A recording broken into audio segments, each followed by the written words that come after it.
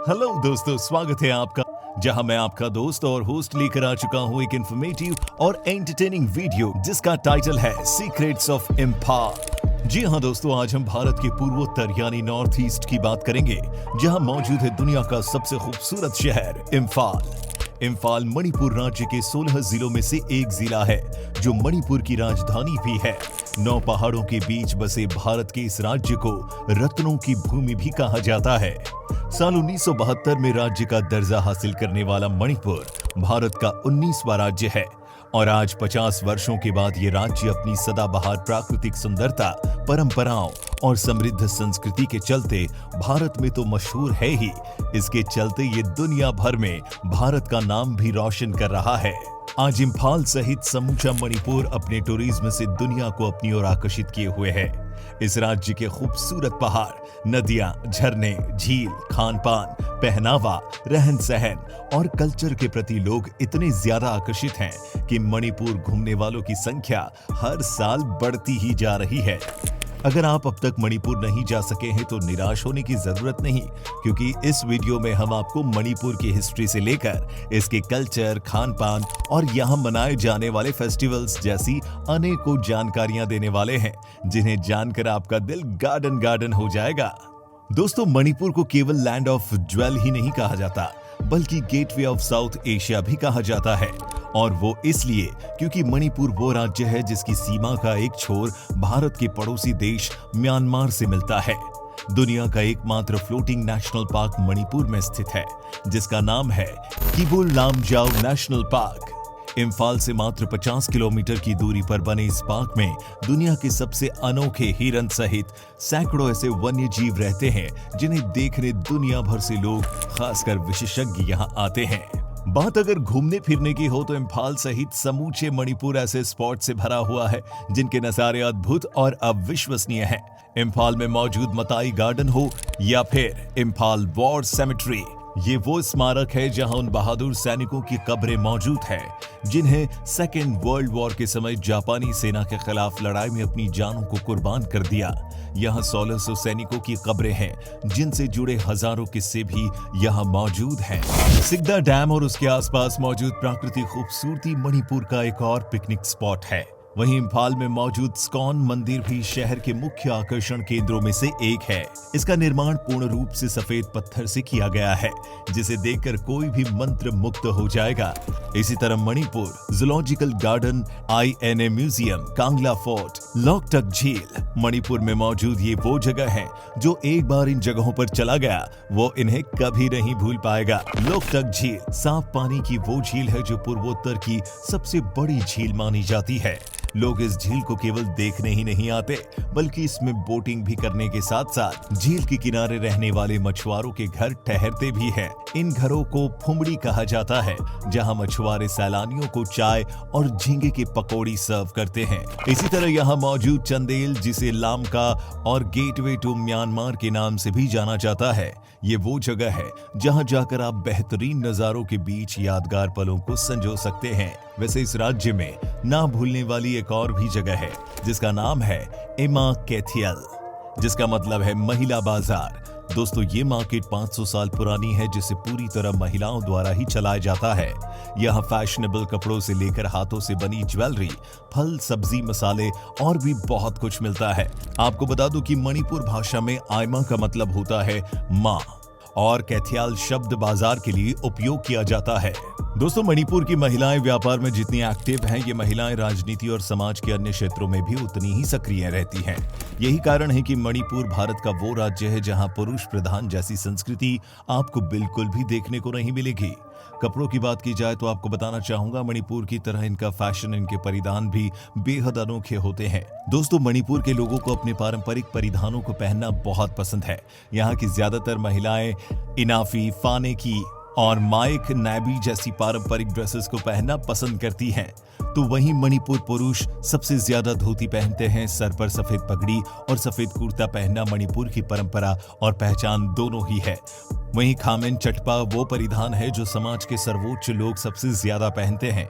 ये style statement होने के साथ साथ स्टेटस सिंबल भी होता है। दोस्तों, घूमने फिरने और ढेर सारी शॉपिंग करने के बाद भूख लगना तो स्वाभाविक है।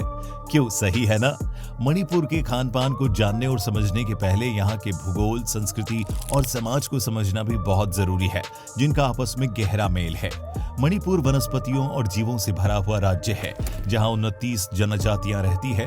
ये नागा और कुकी जैसे 2 भागों में बटे हुए हैं। कृषि इनके जीवन यापन का मेन सोर्स है। एक टिपिकल मणिपुरी मील की बात की जाए तो यहाँ के लोग steamed rice, eromba, ooti, fish curry, singju और चखाओ बड़े ही चाव से खाते और खिलाते हैं। मणिपुर की सबसे पसंदीदा डिश चगेमपोबा मानी जाती है। ये सब्जियों से तैयार की जाने वाली एक खास तरह की डिश होती है। तो अगर आप कभी मणिपुर जाएं तो मेरी ये खास सलाह है कि इस मणिपुर डिश को चखना बिल्कुल ना भूलें। चखाओ मणिपुर में पैदा होने वाले वो चावल हैं जिसका रंग काला होता है। इसे भारत सरकार की ओर से मान्यता प्राप्त है और ये चावल महत्वपूर्ण क्रॉप की श्रेणी में आता है। कद्दू, बीन्स, लौकी और बैगन इस क्षेत्र की आम सब्जियां हैं। दोस्तों, यहाँ के खानों में फर्मेंटेशन द्वारा तैयार की गई चीजों का भी बोलबाला है। मणिपुर लोग सब्जी से लेकर फल और मांस प्रिजर्व करते हैं और फिर कुछ समय के बाद उनका सेवन करते हैं। खाने की तरह मणिपुर के लोग भी काफी इंटरेस्टिंग होते हैं। अपने मैरी कॉम का नाम तो सुना ही होगा। जी हाँ, ओलंपिक मेडल लाने वाली मैरी कॉम मणिपुर राज्य से ही संबंधित है। इतिहास बताते हैं कि इस राज्य का इतिहास ईसा 1500 वर्ष से भी ज्यादा पुराना है, जहां उस समय की पुरानी बस्तियां आज भी मौजूद है। इसके अलावा मणिपुर में मौजूद कई ऐसी गुफाएं भी हैं जिन्हें पर्यटक के तौर पर देखकर आप हैरान रह जाएंगे। दोस्तों, मणिपुर की संस्कृति इनके ट्रेडिशनल डांस के बिना कभी पूरी नहीं होती। यहाँ के लोक नृत्य दुनिया भर में फेमस है। इनका नाच गाना इनके सामाजिक और धार्मिक ताने बाने का भिन्न हिस्सा है। मणिपुर के लोग बहुत ही धार्मिक होते हैं, जो खासकर हिंदू देवता जैसे राधा और कृष्ण के भक्त माने जाते हैं। इसी के चलते मणिपुर नृत्य में राधा कृष्ण की भक्ति सबसे ज्यादा दिखाई देती है।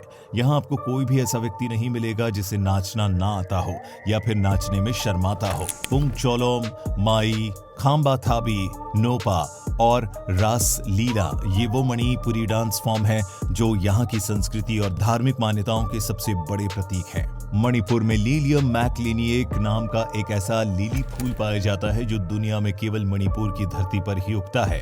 ये फूल जितना खूबसूरत है उतना ही ज्यादा फायदे से, सेहत से और भी ज्यादा भरा हुआ है।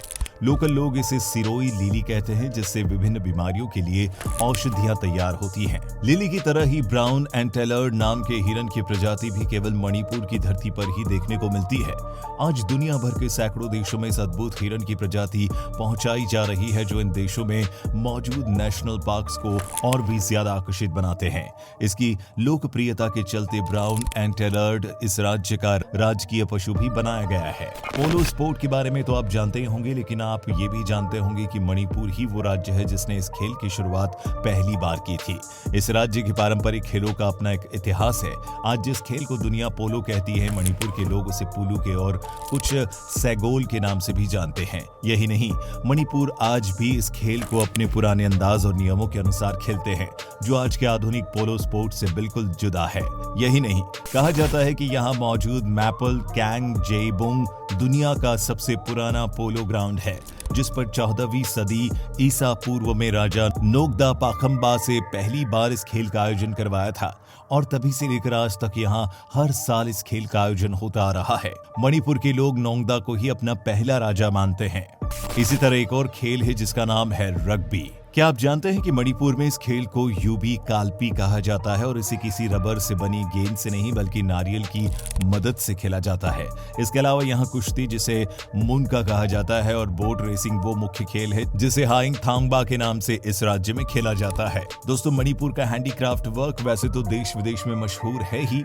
यह हैंडीक्राफ्ट इतना जादू भरा भी है कि इसे देखकर हर कोई हैरान रह जाता है। मणिपुर पूर्वोत्तर का वो राज्य है जहाँ जाने के लिए इनर लाइन परमिट की आवश्यकता पड़ती है। सरकार द्वारा जारी किए जाने वाला ये वो डॉक्यूमेंट है जिसके बिना आप इस राज्य में कदम भी नहीं रख सकते। हालांकि यहाँ घूमने आने वाले लोगों को ये उतनी ही आसानी से मिल भी जाता है। मणिपुर की सरकार इस बात का विशेष ख्याल रखती है कि किसी भी सैलानी को इस कार्रवाई में किसी भी तरह की कोई परेशानी ना आने पाए। लोग आसानी से यहाँ आ सके और उतनी ही आसानी के साथ यहाँ से जा भी सके, जो कहीं न कहीं सीधे तौर पर इस राज्य के टूरिज्म के लिए अच्छी बात है।